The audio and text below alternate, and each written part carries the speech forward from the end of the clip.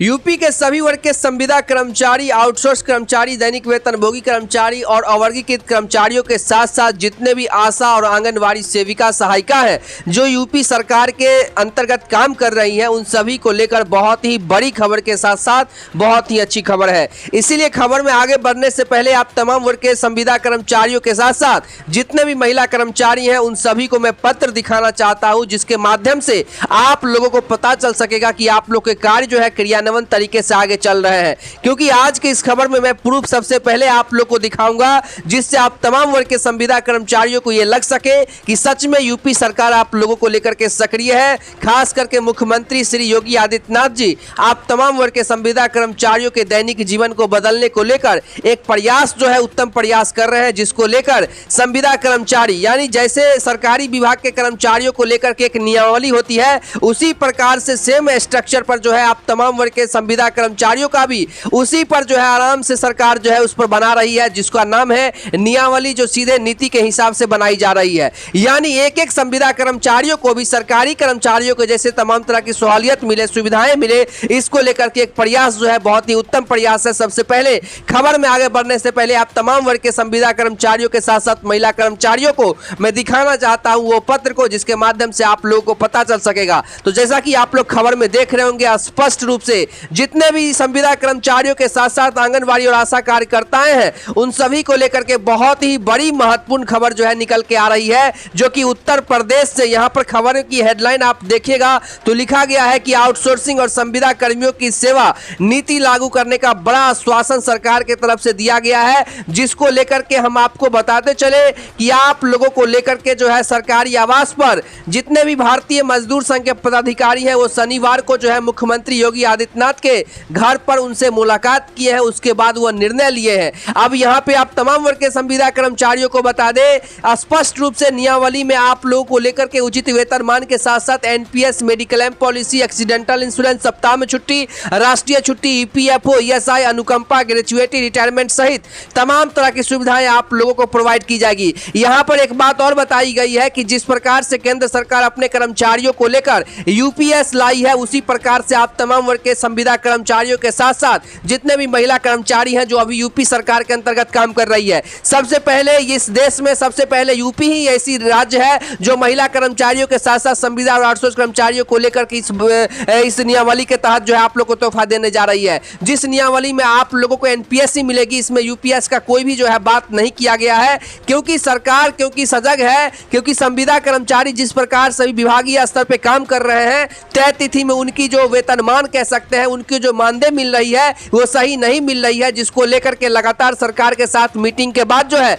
सरकार ने आश्वस्त कर दिया कि इस पर नियमावली जल्द हमारे विभाग के जो कमेटी है वो बना रहे हैं और तमाम वर्ग के संविदा कर्मचारियों को इससे डायरेक्ट तोहफा मिलेगा। अब तमाम वर्ग के संविदा कर्मचारियों को खबर में हम पूरी जानकारी दे रहे हैं। उससे पहले आप लोगों को मैं बता देना चाहता हूं कि जल्द ही आउटसोर्सिंग और संविदा कर्मचारियों की सेवा नीति लागू करने, इन कर्मचारियों को सेवा सुरक्षा देने के लिए सरकार पूरी तरीके से गंभीर हो चुकी है। मैं पत्र के हिसाब से बता रहा हूं आप लोग को, अब किसी भी कर्मचारी के साथ अन्याय बर्दाश्त नहीं किया जाएगा, ऐसा कहना है योगी आदित्यनाथ जी का। यहां पर आगे आप लोग देख रहे होंगे कि आंगनबाड़ी और आशा बहनों को जिक्र भी किया गया है, जिसमें ध्यान पूर्वक जो है देखिएगा लिखा गया है, जिसमें महिला कर्मचारी भी जिस प्रकार से काम कर रहे हैं उनके जो कामों को अनदेखा किया जा रहा है। इसीलिए योगी आदित्यनाथ जी कहे हैं कि हमारा नजर जो है तमाम वर्ग के कर्मचारी पर है और सरकारी कर्मचारियों के बावजूद भी जितने भी संविदा कर्मचारी जो सरकारी कर्मचारियों के कदम से कदम मिला के काम कर रहे हैं, वैसे कर्मचारियों को लेकर के भी हमारी सरकार सोच रही है। और हम जो नियमावली लाने जा रहे हैं उससे संविदा कर्मचारियों को जो न्यूनतम मजदूरी है, यानी कि जो न्यूनतम मानदेय आप लोग को वेतनमान कह सकते हैं, वो जो सुप्रीम कोर्ट ने तय किया है 17 से 21,000 रुपए, और संविदा कर्मचारियों को लेकर के 21,000 से 24,000 रुपए तय किया गया है। जो संविदा कर्मचारी एज अ फ्रेशर भी काम पर लगेंगे उनको 24,000 रुपए, यानी 21,000 से 24,000 वो भी अनुभव के आधार पर कैटेगराइज करके दिया जाएगा। तो तमाम जानकारी जो है वो स्पष्ट है, क्योंकि संविदा कर्मचारियों को लेकर के सरकार सजग है। ये आप लोग भी देख रहे हो, जैसा कि पत्र के माध्यम से हम आपको दिखाने का भी काम कर रहे हैं, और जैसा कि आप लोग देख भी रहे होंगे। आगे मैं आपको बता दूं कि यहाँ पे आंगनवाड़ी कार्यकर्ता और आशा कार्यकर्ता को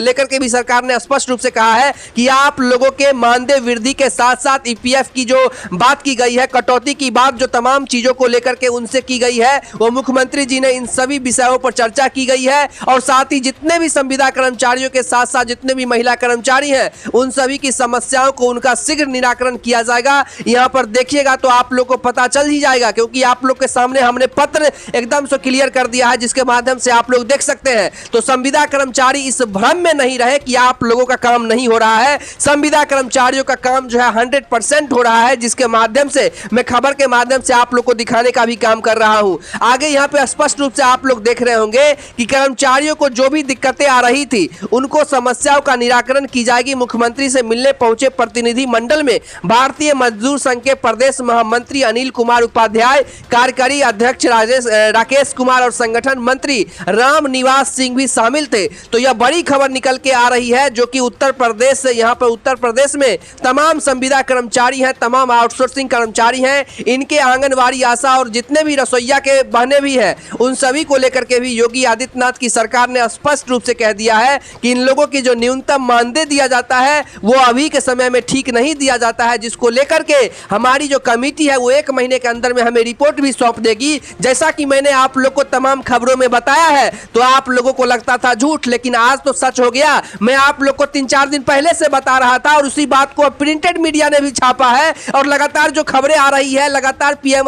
सीएमओ कार्यालय से जो खबर आ रही है, उसके माध्यम से भी हम बताने का काम कर रहे हैं। मुख्यमंत्री सचिवालय से जो लेटर आउट हुई है उसके बारे में आपको बताने का काम कर रहे हैं। अब आप लोग को जाकर के विश्वास हुआ होगा कि हम जो बात बता रहे थे वो बिल्कुल सही और सटीक बता रहे थे, क्योंकि न्यूज इंडेक्स जो भी खबर लाता है वो आप लोग के हितों के लिए लाता है, और आप लोगों के लिए ही लगातार जो है हम लोग प्रयासरत हैं कि तमाम वर्ग के संविदा कर्मचारियों के साथ साथ महिला कर्मचारियों को उनका जो है सुनिश्चित है वो उनको मिल जाया करे। तो अब यहाँ पे आगे आप लोग जैसा कि देखिएगा, स्पष्ट रूप से मुख्यमंत्री ने कहा है और आश्वासन भी उन्होंने दिया है कि इनकी समस्या को निराकरण किया जाएगा। अब देखना यह होगा कि मुख्यमंत्री जी अपनी बात पर कितना अडिग रहते हैं, ये अब देखना होगा, क्योंकि हम लोग सरकार नहीं है, हम लोग एक आप लोगों के एक माध्यम है जो आप लोग के खबर को चलाते हैं, और आप लोग की जो खबर विभाग से निकल के आती है वो आप लोगों तक पहुंचाने का काम करते हैं। लेकिन हम लोग सरकार नहीं है, हम लोग मुख्यमंत्री नहीं है कि जो कमेटी हम लोग को रिपोर्ट सौंपेगी उस पर हम साइन कर देंगे, उसको कैबिनेट में पारित करके उसे पूरे राज्य में लागू कर देंगे। ऐसा हम लोगों के पास पावर तो है नहीं। ये आप लोग भी बुद्धिजीवी इंसान है, आप लोग भी समझते होंगे। तो इसीलिए आप तमाम वर्ग के संविदा कर्मचारियों को लेकर के यहाँ पे कहा गया है, लेकिन सरकार ने स्पष्ट कर दिया गया है कि इसमें किसी भी तरह का कोई जो है बातें नहीं होगी। ये सरकार करेगी ही, क्योंकि सरकार लगातार ऑब्जर्व कर रही थी, सरकार की जो ऑब्जर्वेशन टीम है वो ऑब्जर्व कर रही थी कि संविदा कर्मचारी, आउटसोर्स कर्मचारी और जितने भी महिला कर्मचारी हैं अपनी मांगों को लेकर के आधे अधू, यानी कि वो कम दिन ही सरकार में काम करती है, वो ज्यादातर रोड पे अपनी मांगों को लेकर के धरना प्रदर्शन करते रहते हैं। तो इन सभी से उनको निजात दिलाने को लेकर के उनके नियमावली में संशोधन करते हुए उन सभी को न्यूनतम मजदूरी के साथ साथ तमाम तरह की सुविधाएं उन लोगों को जल्द से जल्द प्रोवाइड की जाएगी। अब देखना यह है कि कमेटी जो रिपोर्ट सौंपेगी उसमें आप लोग के मानदेय जो है, यानी आप लोग के वेतनमान की स्ट्रक्चर कितना बना करके देती है, सुप्रीम कोर्ट के बातों को नजर में रखती है या फिर नहीं रखती है, तमाम जो बातें होगी वो आपके सामने हम रखने का काम करेंगे।